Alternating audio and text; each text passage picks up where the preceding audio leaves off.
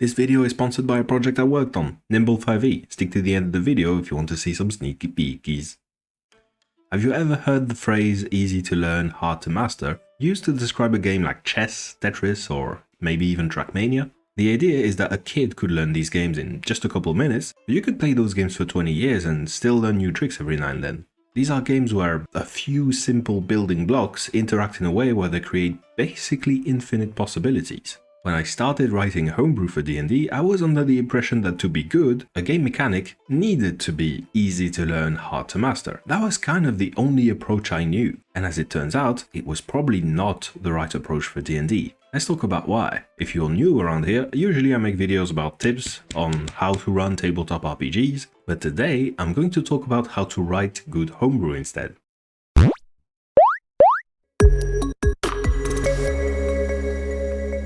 This is Dissonant Whispers, a pretty popular bard spell in D&D 5e. When you use it, the target must make a wisdom save, and if it fails, it takes a bunch of damage and must use its reaction to move away from you. Now, here's a question. Let's say I use this spell on a wyvern, which is currently in melee with my party's barbarian, and the wyvern fails and is forced to move away. Does the paladin get an opportunity attack on it? Take a few seconds, maybe pause the video and put your best guess in the comments if you feel like playing along. Because here's the thing, I asked this exact question in my YouTube community tab and over 1,000 people responded. And since the results look like this, that means regardless of what the answer actually is, half of you probably got it wrong. But as a game designer, when I look at a result like this, that tells me it's probably not that half of my viewers suck at D&D. After all, if you have the good taste of being one of my subscribers, you're definitely in the top 1% smartest, sharpest dressed, and best smelling D&D players. More likely, the real problem is that the way this spell is worded, or maybe the way D&D is presented, doesn't allow people to very clearly understand the intent of the people who wrote this spell in the first place. Now, if you're curious, the spell does actually provoke opportunity attacks because of this thing here. But there's a lot of good reasons why someone might get this interaction quote-unquote wrong. And understanding those reasons will make you a better game designer and even maybe a better GM. First, the main reason this interaction might fail to hit the mark is that the Dissonant Whispers spell does not mention opportunity attacks at any point. 5e is usually very clear about how things work. This game doesn't really have a habit of leaving anything up to the interpretation, at least when it's related to game balance. If there's some vagueness in a spell, it's usually something like prestidigitation, something which is meant to be used creatively and usually outside of combat, not something like Fireball. And whenever we do have combat spells which leave a lot to the interpretation, something like Charm Person or Major Image, well, these spells almost always end up being infamous for causing a lot of arguments around the table. So if there is hidden interaction between the Dissonant Whisper spell and opportunity attacks, it can easily feel like that interaction is unintended. Because if it was intended, then surely, based on how 5e usually works, the wording would make that clear, right? So maybe people might get the wrong impression that this interaction is just an accident, an oversight from the people who wrote the player's handbook way back in 2014 and had no idea how 5e would evolve over the 10 years since then. As a GM, that means you might ban this supposedly unintended interaction because you don't want to mess with the balance of the game. That's a perfectly healthy approach to have as a dungeon master. And as a player, that means you might assume the interaction doesn't work because you don't want to act like a munchkin, trying to squeeze every single mechanical bonus you can get out of the game. And again, that is great player etiquette. There's also a chance you're an old school dungeon master and you've played 3 editions of D&D, 2 editions of Pathfinder, and then sprinkled some Shadow Dark, some DC-20, some Vagabond on top of it all. In that case, you probably have about a dozen different rules in your head for how opportunity attacks work. So instead of remembering this honestly kind of crunchy version from 5e, which is multiple paragraphs of ultra-specific rules text, you might just use a shorthand version instead. Like that pretty popular phrase, forced movement doesn't provoke opportunity attacks. And this phrase works in 99% of cases. But this is something that comes from 4th edition, a game which dedicates an entire page to defining what is and isn't forced movement. So if you use it in 5e, every now and then 5e is going to work a bit differently. Now, in case you're thinking, surely this is a problem that won't come up in any homebrew I create, I want to share an experience of mine. A piece of homebrew I wrote, which I believe had the exact same root problem, just manifested in a slightly different way. This is Manifest Wind, an ability for a 5e class that I never got a chance to finish. Go watch my big announcements video from earlier this year if you'd like to know why. Now, this version of the ability references a bunch of keywords from the class, so I'll just translate it into a 5e spell, just so everyone can understand what this thing actually does without having to go through a 15-page document for the context. So, just for the sake of this video, let's pretend Manifest Wind is a cantrip. It takes an action to cast, it lasts up to 1 minute but requires concentration, and it has a range of 30 feet. And when you use it, choose a 5 feet cube within range and a direction. Whenever a creature starts its turn in the area or enters the area for the first time on the turn, it must make a strength saving throw or be pushed 10 feet in the chosen direction. Now, this ability is pretty short and doesn't look like much, but there's a lot of non-obvious hidden interactions in it, just like with Dissonant Whispers. My goal with this was to provide the players with a tool that could be used in a million different creative ways. For example, you could use this ability to jump up a 20-foot tall wall or cliff, bridge a 20-foot long gap, create a cushion against fall damage, allow an ally who is surrounded by enemies to escape without provoking opportunity attacks, move enemies closer together so your ally's fireball can hit more of them, push an enemy up into the air so you can deal 1d6 fall damage and knock them prone, slow down an enemy during a chase to prevent them from escaping or to help yourself escape. So yeah, I was very happy with this ability. It was exactly the kind of easy to learn, hard to master ability that every homebrewer should be striving for, right? It was versatile, made space for the player's creativity, and I'm pretty sure I've described it as elegant at least once or twice. Clearly, this was my finest work. So anyway, I sent it to the reviewers and playtesters, and the feedback was, I kind of wish the Wind subclass had more than just one ability. I am never gonna financially recover from this. See, the thing is, I kind of misjudged one thing about D&D. This game is not really interested in being hard to master. In fact, D&D goes very much out of its way to repeatedly reduce the gap between a new player who just picked up a pre-made character sheet and someone who won't even consider playing a character without going through the list of every single spell at least twice. For example, there's the whole concept of bounded accuracy, where unlike older editions of D&D, 5e tries to avoid giving players numerical bonuses as much as possible, and instead prefers giving them advantage. And that's because advantage does not stack, so if you've already got one, you don't need to waste time or energy looking for other mechanical bonuses. Another example I've used in a previous video is that no matter how optimized your character is, even if your entire party has silvery barbs and you succeed on every single saving throw, for example, if a white dragon uses its cold breath on you, still gonna take half damage on a successful save. I mean, there are records of people who have beaten the entire Dark Souls franchise without taking a single point of damage. And that's a game that's supposedly incredibly difficult even when you have more than one hit point. But even if you got Treant Monk, Pack Tactics, and Colby from D4 Deep Dive to play through, let's say Tomb of Annihilation for example, I can almost guarantee you, they would take damage. I think. To be honest, I've seen a video of Treant Monk playing and he kinda scares me now. But the point is, 5e isn't a game where players are judged on whether they make good or bad decisions. Not really. It takes on the appearance of a tactical game, but whenever it presents you with a choice, that choice is usually more about letting you express your character's personality and aesthetic, not really about judging your skill as a player.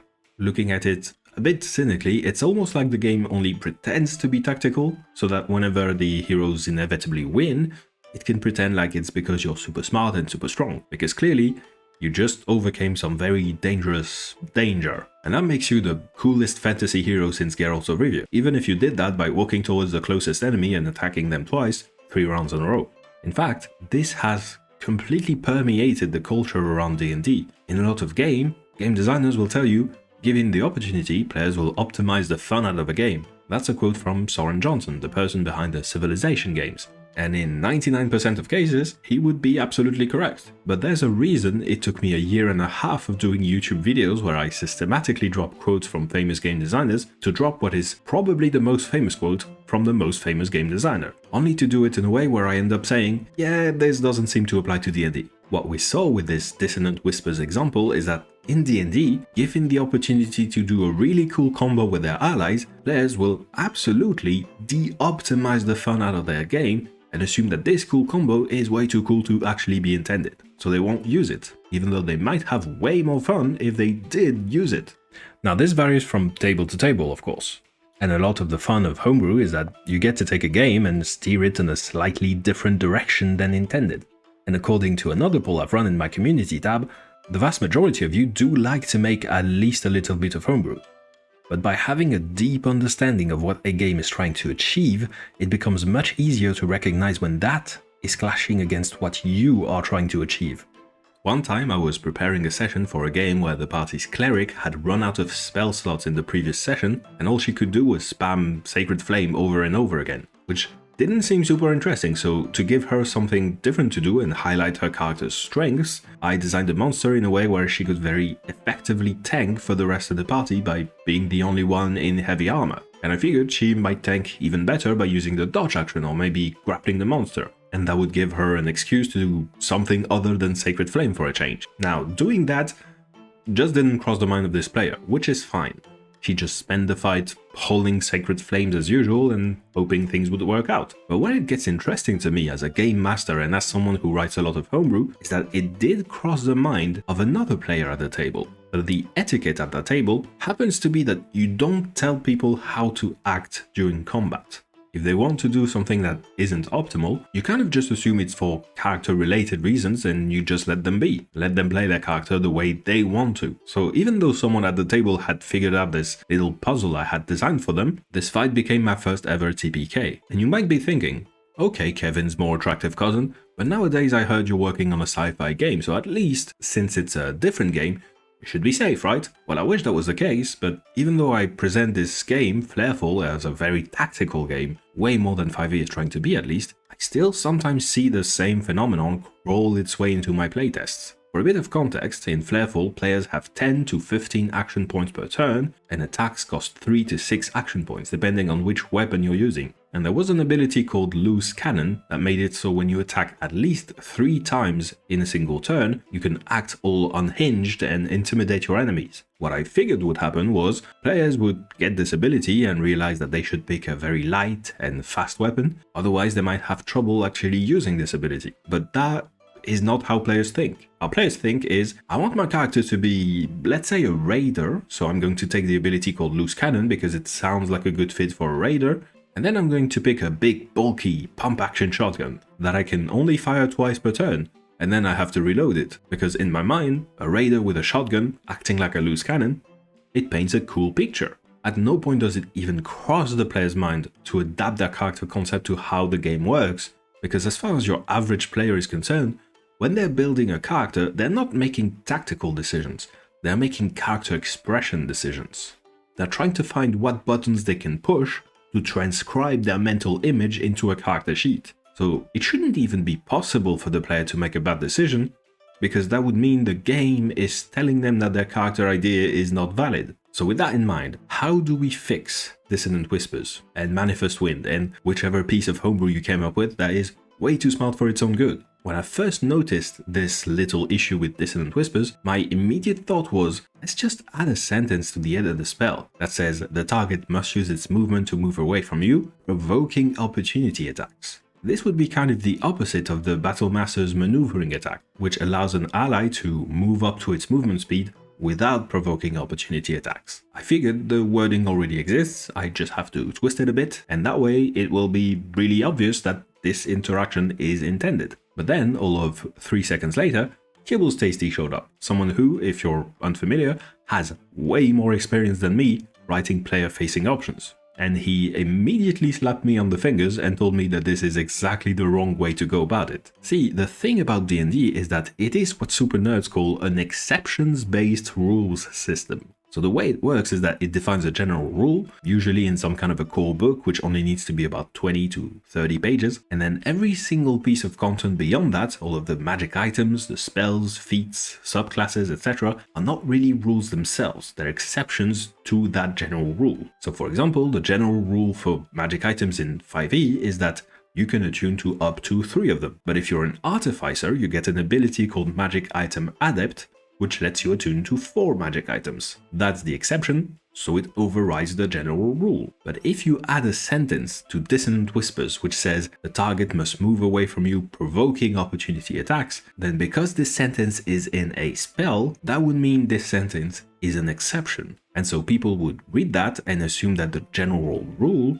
is whatever the opposite of this is, and that might cause even more confusion. You would need to change every single ability related to movement to stay consistent. For example, when the monk gains the ability to walk on walls, you would now need to add the monk can walk on walls, provoking opportunity attacks. Otherwise, people might assume the opposite, and suddenly your one simple fix has become a whole mess of spaghetti design going in every which direction. So this cannot be the solution. Here's one option I like instead. We reduce Dissonant Whispers damage from 3d6 down to 2d6, but we add a sentence at the end that says the target must move away from you, taking an extra 1d6 damage from any opportunity attacks it takes as part of this movement. There is still an exception, but now that exception is about how effective opportunity attacks are, instead of the fact that they are possible at all. And now it's clear to any GM and any player who reads this that this is the intended way to use this spell, that it's what it's balanced around. Instead of feeling like they have to avoid the combo, players are now encouraged to do the combo and they get to feel good about themselves when it works. But what about Manifest Wind? This has more than one of these hidden interactions, so we can't really use the same solution of adding extra stuff at the end to make sure the players know it's intended. Or our 3 sentences long spell will suddenly become a 3 pages long essay. To my knowledge, there's basically just 2 approaches here, but let me know if you know of another one in the comments, because I'm not completely satisfied with either. The first is to split this one spell into 15 different cantrips, as the reviewers suggested. One allows you to build a staircase, another one allows you to build a bridge, another one allows you to build difficult terrain, etc. The second one, which is the one I'm currently using, is to introduce my favorite thing in the world, sidebars. Yeah, you know this is a nerdy channel where we get hyped over basic layout elements. The idea is, by presenting the information but presenting in a way that makes it clear it's a rules reminder and not a part of the spell, we can convey the intent of the designer